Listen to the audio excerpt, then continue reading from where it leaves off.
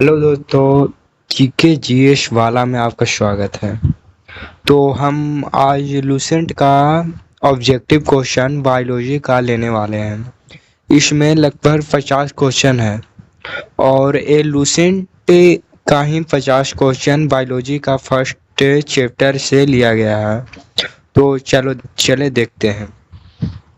मनुष्य के जीवन काल में कितने दांत दो बार विकसित होते हैं? 20। 20 20 दांत है ना, जो मनुष्य के जीवन काल में विकसित होते हैं। 20 ही दांत मानव के 2 बार विकसित होते हैं इनके जीवन काल में। अब दूसरा क्वेश्चन चलते हैं। मानव शरीर में पाचन का अधिकांश भाग किस अंग में संपन्न होता है? मानव का अधिकांश भाग मतलब किस अंग में संपन्न होता है? तो छोटी आंत में। छोटी आंत में ही मानव का पाचन होता है इसी में। मनुष्य में पाचन क्रिया कहाँ प्रारंभ होती है? मुख में। मनुष्य में पाचन क्रिया मुख से ही प्रारंभ होने लगती है। सर्वप्रथम रक्त परिसंचरण तंत्र का अध्ययन किसने किया था? हार्वे ने सर्वप्रथम रक्त परिसंचरण तंत्र के अध्ययन किसने किया था? हार्वे ने किया था। पेसमेकर का संबंध किससे है? हृदय से। पेसमेकर का संबंध किससे है? तो हृदय से। पेसमेकर का क्या अर्थ होता है? पेसमेकर का क्या अर्थ है? दिल की धड़कन प्रारंभ करना। दिल की धड़कन प्रारंभ करना ही पेसमेकर का मतलब कार्य होता है। गति प्रेरक के किससे संबंधित है? हृदय से। गति प्रेरक हृदय से संबंधित है। गति प्रेरक हृदय से संबंधित है। किन किनकी भित्तियों पर रक्त द्वारा डाले गए दबाव को रक्त दाब ब्लड प्रेशर कहते हैं? धमनी के। तो गाइस, मैं बोलना चाहूँगा, मैं 2 बार क्वेश्चन पढ़ूंगा। एक बार में मैं आंसर बताऊंगा और दूसरी बार में थोड़ा आप अपने से सोच कर बताइएगा। ओके, तो देखिए 9 क्वेश्चन पे हम चलते हैं। सोते समय रक्त दाब में क्या परिवर्तन होता है? सोते समय रक्त दाब में क्या परिवर्तन होता है? तो रक्त दाब में परिवर्तन होता है कि रक्त दाब थोड़ा घटता है। रक्त दाब अगर वही स्पीड से चलेगा तो हम लोग का बहुत बीमारी का झेलना पड़ेगा। तो दूसरा का मैं आप बताइए। सोते समय रक्त दाब में क्या परिवर्तन होता है? तो घटता है। मानव रुधिर का पीएच मान कितना होता है? 7.4, 7.4। मानव रक्त प्लाज्मा में प्राय पानी की प्रतिशत मात्रा कितनी भिन्नता होती है? 80 से 80%। मानव, अब दूसरा बताइएगा, मानव रक्त प्लाज्मा के प्राय पानी की प्रतिशत की मात्रा कितनी होती है? 80 से 80%। रक्त में पाई जाने वाली धातु क्या होता है? लोहा। रक्त में पाई जाने वाली धातु लोहा। दूसरा आप बताइए, रक्त में पाई जाने वाली धातु लोहा। रक्त की शुद्धता कहाँ होती है? किडनी में। रक्त की शुद्धिकरण होती है किडनी में। रक्त की शुद्धिकरण कहाँ होती है? तो किडनी में। किडनी में ही रक्त की शुद्धिकरण होती है। किडनी में ही रक्त की शुद्धिकरण होती है। इसी में मतलब जो डायलिसिस इसमें होता है तो लीवर खराब होने पर ही डायलिसिस किया जाता है। तो 14 सवाल। अधिकतम पोषक तत्व रक्त में कहाँ अवशोषित किया जाता है? छोटी आंत में। अधिकतम पोषक तत्व रक्त में कहाँ अवशोषित किया जाता है? तो छोटी आंत में किया जाता है। लार में कौन सा एंजाइम पाया जाता है? तो टाइलिन। लार में टाइलिन एंजाइम पाया जाता है। पेट में भोजन को पाचन के लिए किसकी खास आवश्यकता होती है? तो एंजाइम की आवश्यकता होती है। एंजाइम की आवश्यकता। पेट में भोजन को पचाने के लिए खास आवश्यकता होती है एंजाइम की। लार किसके पाचन सहायता होता है? स्टार्च के। मानव के आमाशय में अम्ल एक से उत्पन्न होता है जो भोजन को पाचन में सहायता करता है। तो एक्स। तो मतलब मानव के हम साफ कोई तौर पे बता सकते हैं तो मानव के भोजन को पाचन के लिए कौन सा अम्ल सहायक होता है? तो सहायक का यही हमारे इम्पोर्टेंट ही है, हाइड्रोक्लोरिक अम्ल, जिसको सूत्र होता है HCl, इसका सूत्र होता है हाइड्रोक्लोरिक अम्ल, लिक्विड यानी एसिड, हाइड्रोक्लोरिक अम्ल HCl। क्रेब्स चक्र किसका संश्लेषण होता है? पायरुविक अम्ल का। क्रेब्स चक्र में किसका संश्लेषण होता है? पायरुविक अम्ल का। मानव शरीर में खून के शुद्धिकरण की प्रक्रिया को क्या कहते हैं? डायलिसिस। मानव शरीर में खून को शुद्धिकरण की प्रक्रिया को क्या कहते हैं? डायलिसिस। यही है जो लीवर खराब होता ना है तो इसी डायलिसिस का उपयोग किया जाता है, जो आगे के देखे थे। पेप्सिन बदल देता है प्रोटीन को पॉलीपेप्टाइड में, पॉलीपेप्टाइड में पेप्सिन बदल देता है। पाचन क्रिया में प्रोटीन किस पदार्थ में बदल देता है? पाचन क्रिया में प्रोटीन है ना, जो किस पदार्थ में बदल देता है? एमिनो अम्ल में पाचन क्रिया में प्रोटीन बदल देता है। वह अंग कौन सा है जो मानव शरीर में ग्लाइकोजन के रूप में कार्बोहाइड्रेट को जमा करता है? यकृत।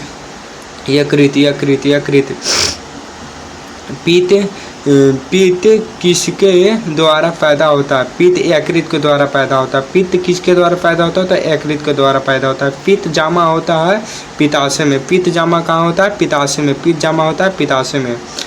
स्वस्थ मनुष्य के रक्तचाप कितना होते हैं? 120/80। स्वस्थ मनुष्य के रक्तचाप कितना होती है? 120/80। दौड़ लगाते समय मनुष्य का रक्तचाप बढ़ जाता है। दौड़ लगाते समय मनुष्य का रक्तचाप बढ़ जाता है, ये भी सही है। अगर मतलब पहाड़ पे हम जाएँ तो वहाँ वायुमंडलीय दाब कमने के कारण यहाँ पे ऑक्सीजन सही से नहीं मिल पाता है, तो वहाँ भी रक्तचाप हमें बढ़ता है। और सामान्य जीवन, और वहाँ जब पहाड़ पे चढ़ेंगे तो हम हल्का झुक के चलेंगे, क्योंकि वहाँ वायुमंडलीय दाब कम मिलने के कारण ऑक्सीजन भी कम मिलता है। तो इसीलिए एक क्वेश्चन पूछा गया था बिहार पुलिस में, अगर हम पहाड़ पे चलें तो किसके कारण मतलब हमें हल्का झुक कर चलना पड़ता है? तो पहाड़ पे चलें तो वायुमंडलीय दाब कम गया, इसके कारण। तो आगे चलते हैं। समान जीवन काल में मनुष्य का हृदय लगभग कितने बार धड़कता है? 2 अरब। समान जीवन काल में यानी मनुष्य का समान जीवन होता है, इसके हृदय लगभग कितने बार धड़कता है? 2 अरब। मानव शरीर के हृदय का आकार होता है पंपिंग स्टेशन के तरह। मानव शरीर में हृदय का आकार होता है पंपिंग स्टेशन के तरह। मानव शरीर में हृदय होता ना, इसका कार्य क्या होता है? पंपिंग स्टेशन की तरह, मतलब पंप करना, यानी हृदय के कार्य तो आप जानते ही हैं, वायु के शुद्धता यानी ऑक्सीजन को लाना, ऑक्सीजन के ले जाना, इसी को पंपिंग स्टेशन के तरह कहते हैं, पंप करता है। रक्त के लाल रंग किसके कारण होता है? हीमोग्लोबिन के कारण रक्त का लाल रंग होता है। शरीर में हीमोग्लोबिन के कार्य है ऑक्सीजन का परिवहन करना। शरीर में हीमोग्लोबिन का कार्य ऑक्सीजन का परिवहन करना, यही तो हीमोग्लोबिन का कार्य है। हीमोग्लोबिन किसका महत्वपूर्ण घटक है? आरबीसी का। हीमोग्लोबिन किसका महत्वपूर्ण घटक होता है? आरबीसी का। हीमोग्लोबिन किसका महत्वपूर्ण घटक होता है? आरबीसी का हीमोग्लोबिन प्रमुख घटक होता है। हीमोग्लोबिन का कार्य है तो ऑक्सीजन ले जाना हीमोग्लोबिन का कार्य है। किसकी सहायता से रक्त द्वारा ऑक्सीजन ले जाया जाता है? लोहित कोशिका के द्वारा। जब कोई बाहरी पदार्थ मानव रुधिर प्रणाली में प्रविष्ट होता है तो प्रक्रिया कौन प्रारंभ करता है? WBC। एक बार फिर से सुनिए। जब कोई बाहरी पदार्थ मानव रुधिर प्रणाली में विशिष्ट यानी प्रविष्ट होता है, जब कोई बाहरी पदार्थ मानव रुधिर प्रणाली में प्रविष्ट होता है तो प्रक्रिया कौन प्रारंभ करता है? प्रतिक्रिया WBC, यानी हमारे WBC को क्या कर देता है? WBC है, एक्चुअली WBC है। इसी को मतलब इसका जीवन काल कितना होता है? इसका जीवन काल 4 से 5 दिन होता है। सिंपल काम 4 से 5 दिन है, 4 से 5 दिन है। इसी को कहते हैं बीमारी से लड़ने वाला स्पर्म, स्पर्म भी कहा जाता है। और इसी को वीर WBC से ही, मतलब WBC से ही वीर होता है। तो आगे चलते हैं। लाल रक्त कणिका RBC कहाँ उत्पन्न होता है? अस्थि मज्जा में, अस्थि मज्जा में, अस्थि मज्जा में। लाल रक्त कणिका RBC कहाँ उत्पन्न होता है? अस्थि मज्जा में होता है, अस्थि मज्जा में होता है। किसको RBC का कविस्थान कहते हैं? प्लीहा को, प्लीहा को RBC का कविस्थान कहा जाता है। मनुष्य की लाल रक्त कोशिकाएं का जीवन काल कितना होता है? 120 दिन होता है, 120 दिन होता है, 120 दिन होता है, 120 दिन होता है। मनुष्य के लाल रक्त कोशिका का जीवन काल तो 120 दिन होता है, 120 दिन होता है, 120 दिन होता है। और ये WBC का 4 से 5 दिन होता है, WBC का 4 से 5 दिन होता है। पचे हुए भोजन को में मौजूद विषैले पदार्थ का कौन सा अंग चूषण करता है? पचे हुए भोजन में मौजूद विषैले पदार्थ का कौन सा अंग चूषण करता है? यकृत, यकृत, यकृत, यकृत, यकृत है, यकृत, यकृत। मानव शरीर में लाल रक्त कण का निर्माण कहाँ होता? अस्थि मज्जा में होता, अस्थि मज्जा में होता। मानव शरीर में लाल रक्त कण का निर्माण कहाँ होता? अस्थि मज्जा में होता, अस्थि मज्जा में होता। लाल रुधिर कणिका का उत्पन्न किसके द्वारा होता? अस्थि मज्जा के द्वारा होता है। लाल रुधिर कणिकाओं का उत्पन्न, लाल रुधिर कणिकाओं का उत्पन्न किसके द्वारा होता है? तो अस्थि मज्जा के द्वारा होता है। उच्च उन्नता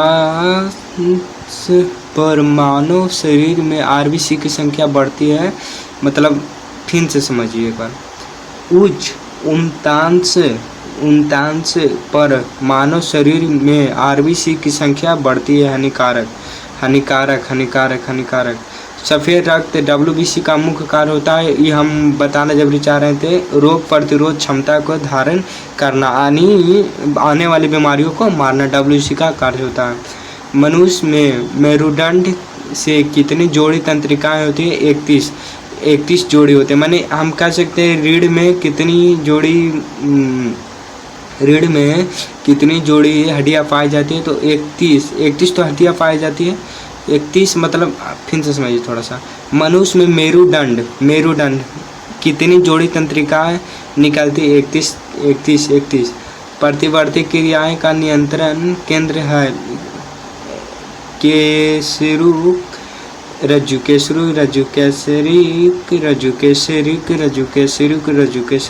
स्तनधारी किसमें यूरिया बनाते हैं? लीवर में, यानी यकृत में। यकृत को हम लीवर कहते हैं, ठीक है, यकृत को लीवर कहते हैं। लीवर है ना, वो मतलब लीवर है जो कोशिका का विभाजन करता है। और मतलब हम एक लीवर से तो जिंदा रह सकते हैं, तो मतलब लीवर है जो कोशिका का विभाजन करता है, ठीक है। मानव शरीर की सबसे छोटी अंतःस्रावी ग्रंथि कौन सा है? अब्दु ग्रंथि। मूत्र का पीला रंग किसकी मौजूदगी के कारण होता है? यूरोक्रोम के कारण। गुर्दे का कार्यात्मक यूनिट है नेफ्रॉन। गुर्दे का कार्यात्मक यूनिट है नेफ्रॉन। किसकी कुसंक्रिका के कारण मानव शरीर में मिक्सडीमा होती है? अब्दु ग्रंथि। किसकी कुसंक्रिया के कारण मानव शरीर के मिक्सडीमा होती है? अब्दु ग्रंथि। मानव शरीर के भीतर खून किसकी उपस्थिति के कारण नहीं जमता है? हिपरीन के कारण खून नहीं जमता है। हिपरीन के कारण ही खून नहीं जमता है। अब चलें कुछ विषय पॉइंट पे। वो हम तो 52 गो वाला पढ़ लिए हैं, और कुछ मोस्ट इम्पोर्टेंट क्वेश्चन पे चलते हैं। तो लास्ट में हम कुछ मोस्ट इम्पोर्टेंट क्वेश्चन भी देते हैं, जैसे कि आप देखिए। तो अभी तो मैं NCERT लूसेंट करा रहा हूँ। लूसेंट में बायोलॉजी का मतलब फर्स्ट 10 PDF मैं बनाया हूँ। पूरा लूसेंट का मैं 10 PDF, यानी बायोलॉजी है हर सब्जेक्ट का PDF बाय PDF बनाया हूँ, जिसके लूसेंट का मैंने 10 PDF बनाया। केमिस्ट्री का 10 वीडियो बनाया, बायो का 10 वीडियो बनाया, ऐसे ही मैं जीएस का ऑल एवरेज सभी का 10 वीडियो बनाया हूँ। 10-10 मैंने सब्जेक्ट वाइज 10-10 वीडियो बनाया हूँ। तो ओवरऑल सब में 50 पीडीएफ, हर वन पीडीएफ में 50 है, कुछ में 200 है, कुछ में 300 है, और इसका नीचे भी मोस्ट इम्पोर्टेंट क्वेश्चन दिया हुआ। तो आप आगे बताइए। गोलकृमि एक मानव परजीवी है जो शुद्रांत में पाया जाता है। शुद्रांत में पाया जाता है। गोलकृमि एक मानव परजीवी है जो शुद्रांत में पाया जाता है। टीनिया सोलियम फीता कृमि परजीवी के रूप में रहता है। आत्म टीनिया सोलियम फीता कृमि परजीवी के रूप में रहता है, आद के रूप में। कार्बोहाइड्रेट शरीर में किस रूप में संचित रहता है? ग्लाइकोजन के रूप में, ग्लाइकोजन के रूप में, ग्लाइकोजन के रूप में। दूध में पाई जाने वाले शर्करा है lactose, lactose, lactose, lactose, lactose. समसूत्री विभाजन होता है काय कोशिका में, काय कोशिका में, काय कोशिका में। मानव नेत्र कार्य करता है उत्तल लेंस की तरह। मानव नेत्र है ना, मानव नेत्र कार्य करता है उत्तल लेंस की तरह। मानव नेत्र कार्य करता है उत्तल लेंस की तरह। और उत्तल लेंस और अवतल लेंस, उत्तल लेंस में मतलब अगर उत्तल दर्पण की बात करें ना, तो उत्तल दर्पण की बात करें तो उत्तल दर्पण में वस्तु का आकार छोटा होता है और इसका फोकस दूरी धनात्मक होता है। अवतल दर्पण की फोकस दूरी ऋणात्मक होती है।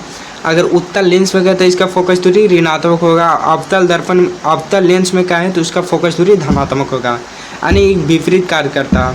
प्रकाश की चाल सर्वाधिक होती है निर्वात में। प्रकाश की चाल सर्वाधिक निर्वात में होती है। कितना? 3 × 10⁸ मीटर पर सेकेंड। गुणसूत्र क्रोमोसोम की खोज किसने किया था? वाल्डेयर ने। मनुष्य में क्रोमोसोम की संख्या कितनी होती है? 46। मनुष्य में तो 46 होते हैं। मनुष्य में 46 होते हैं। तो आप अगर चाहेंगे तो मैं सभी गुणसूत्रों मतलब क्रोमोसोम वाले जानवरों और पशुओं, जितना भी जीव जंतु हैं, उन सभी का अलग से टॉपिक पे वीडियो बना दूंगा। तो कमेंट में बताएं। गुणसूत्रों का निर्माण होता है क्रोमैटिन नामक पदार्थ से। गुणसूत्रों का निर्माण होता है क्रोमैटिन नामक पदार्थ से। टमाटर का लाल रंग का कारण होता है लाइकोपिन। टमाटर का लाल रंग का कारण होता है लाइकोपिन। हल्दी का पीला रंग का कारण होता है कुकुरमीन। अदरक तथा आलू में खाने योग भाग कहते हैं तन्ना। अदरक तथा आलू में खाने योग भाग कहते हैं तन्ना। अर्धसूत्री विभाजन होती है लिंग जनन करने वाले कोशिकाओं में। अर्धसूत्री विभाजन होता है लिंग जनन करने वाले कोशिकाओं में। मनुष्य की लार में पाए जाने वाला एंजाइम होता है एमिलेस। मनुष्य में लार में पाए जाने वाला एंजाइम होता है एमिलेस। घेंघा गलगंड किसके कमी के कारण होता है? आयोडीन के कमी के कारण होता है। आयोडीन यानी नमक होता है। आयोडीन यानी नमक होता है। तो नमक का सूत्र बताएं। NaCl, sodium chloride. Vitamin B के कमी के कारण होता है बेरी बी के कमी के कारण सी एस्कॉर्बी, डी रेटिनॉल। और मैं आप कमेंट बताइए। अब मैं सारा विटामिन के कमी के कारण, ऑल विटामिन के कमी के कारण मैं वीडियो बना दूंगा अलग से। वह धातु कौन सी है जो विटामिन B12 की एक घटक है? कोबाल्ट। इसे साइनो कोबाल्ट में कहते हैं। B12 cobalt. ट्रिप्सिन का कार्य करता है प्रोटीन को भंग करना। कार्बोहाइड्रेटों की वो प्राथमिक स्रोत क्या? पौधा। कार्बोहाइड्रेटों की प्राथमिक स्रोत क्या था? पौधा। ट्रिप्सिन का कार्य करता है प्रोटीन को भंग करना। इंसुलिन में मौजूद ट्रैप्स धातु होते हैं जस्ता। इंसुलिन में मौजूद ट्रैप्स धातु होती है जस्ता।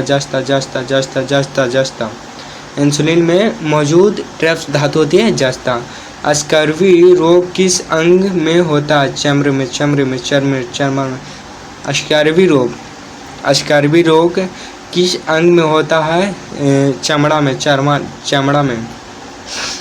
किस सब्जी से प्राप्त न हो सकने वाला विटामिन क्या होता है? Vitamin D, vitamin B.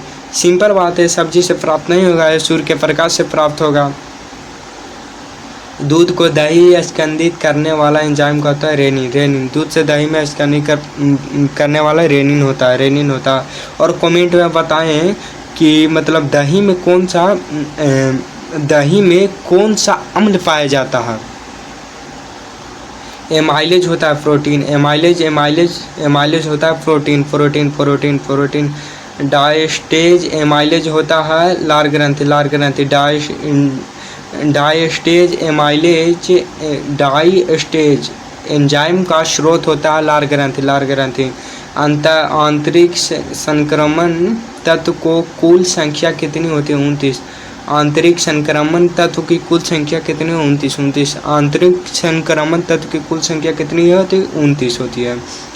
उस विटामिन का नाम जो किसी भी मांसाहारी भोजन में नहीं मिलता है? विटामिन सी, विटामिन सी।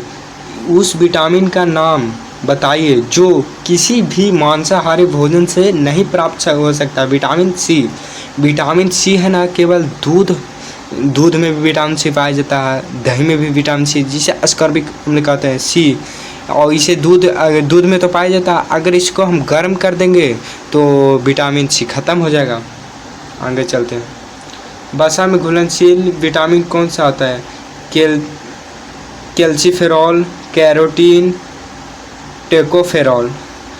Calciferol, carotene, tocopherol. वसा में घुलनशील vitamin calciferol, carotene, carotene, calciferol,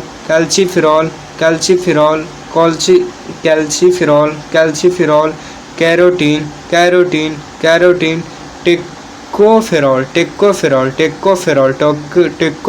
tocopherol. नवजात बच्चों के लिए सबसे आदर्श भोजन क्या होता है? सिंपल बात है, माँ का दूध। नवजात बच्चों के लिए सबसे आदर्श भोजन अगर ये ना पिएगा तो बच्चा आगे चल कर कुपोषण का शिकार हो सकता है। माँ का दूध। तो और अब आगे चलेंगे। डीएनए और आरएनए है न्यूक्लिक अम्ल।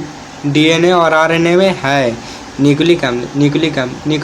डीएनए और आरएनए है न्यूक्लिक अम्ल। इत्र की तीखी गंध अथवा सुगंध की पहचान मस्तिष्क के किस भाग द्वारा होता है? सेरिबेरम द्वारा। मूत्र दुर्गंध देता है। सिंपल बात है, मूत्र है ना जो दुर्गंध देता है, किसके कारण? यूरिया के कारण।